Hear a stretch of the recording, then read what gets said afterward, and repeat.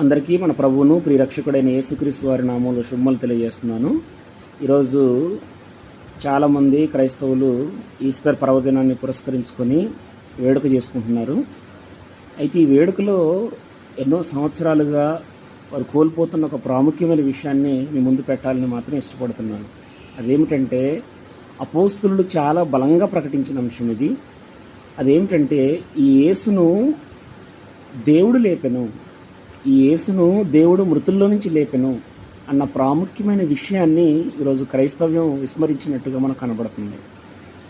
దేవుడు సమాధి నుంచి యేసుప్రభువారిని లేపాడు, కానీ ఈ విషయాన్ని క్రైస్తవ్యం ఎరగక ఏమంటున్నారంటే దేవుడు సమాధి నుంచి లేచాడు, దేవుడు సమాధి నుంచి లేచాడు. దేవుడు సమాధి నుంచి లేవటం ఏంటి? సమాధి నుంచి యేసుప్రభువారిని లేపింది దేవుడు, అంతేగాని దేవుడు సమాధి నుంచి లేవడము వాస్తవమైన విషయం కాదు. అపోస్తలులు అదే చాలా బలంగా ప్రకటిస్తున్నారు. ఈ యేసును మీరు చంపేశారు, సిలువకు అప్పగించారు, కానీ దేవుడు ఆయనను మాత్రం మృతుల్లో నుంచి లేపాడు అని మాట్లాడుతున్నారు. ఎఫెసీయులకు రాసిన పత్రిక 1వ అధ్యాయం 19వ వచనంలో అంటున్నాడు, ఆయన అంటే దేవుడు తన బలాతిశయము చేత క్రీస్తును మృతుల్లో నుంచి లేపాడు అని మాట్లాడుతున్నాడు. ఇక్కడ ఎరగవలసినది దేవుని యొక్క శక్తి సామర్థ్యాలు, దేవుని యొక్క బలాతిశయము, దేవుని యొక్క గొప్పతనాన్ని మనం ఇక్కడ ఎరగవలసిన అవసరం ఉంది. సమూయేలు 1వ గ్రంథం 2వ అధ్యాయంలో అంటున్నాడు, పాతాళమునకు పంపుచు అందులో నుంచి రప్పించుచూ ఉండేవాడు జీవము గల దేవుడైన యెహోవా అని మాట్లాడుతున్నాడు. కాబట్టి సమాధిలో నుంచి ఒక వ్యక్తిని రప్పించటము, ఒక వ్యక్తిని బ్రతికించటం అన్నది దేవుని వశము, అనగా యెహోవా వశము. కాబట్టి ఇక్కడ దేవుణ్ణి ఎరగకపోవటము నిజంగా బాధాకరము.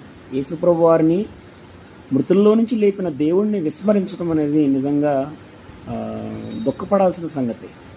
కాబట్టి ఇప్పటికైనా క్రైస్తవం మేలుకొని యేసుప్రభు వారిని మృతుల్లో నుంచి లేపిన దేవుణ్ణి ఇక్కడైనా గుర్తెరిగితే ఇటువంటి పండుగలు ఎన్ని చేసుకున్నా దానికి ఒక పరమార్థం ఉంటుంది. దేవుణ్ణి విడిచిపెట్టి యేసుప్రభు వారిని దేవుడిగా చేసుకొని యేసుప్రభు వారు ఏ దేవుడిని అయితే ప్రకటించాడో ఆ దేవుణ్ణి విస్మరించి ఇలాంటి పండుగలు ఎన్ని చేసుకున్నవి వ్యర్థమైనవిగా మనం చూడాల్సిన పరిస్థితి కనబడుతుంది. కాబట్టి ఇకనైనా మేల్కొని యేసుప్రభు వారిని మృతుల్లో నుంచి లేపిన దేవుణ్ణి గుర్తెరగాలని మరి ఈ సందర్భంగా పిలుపునిస్తున్నాను. అలాగే దేవుడు మనకు కూడా వాగ్దానం చేస్తున్నాడు, ఈ యేసును దేవుడు లేపెను, మనలను కూడా తన శక్తి వల్ల లేపును అంటున్నాడు.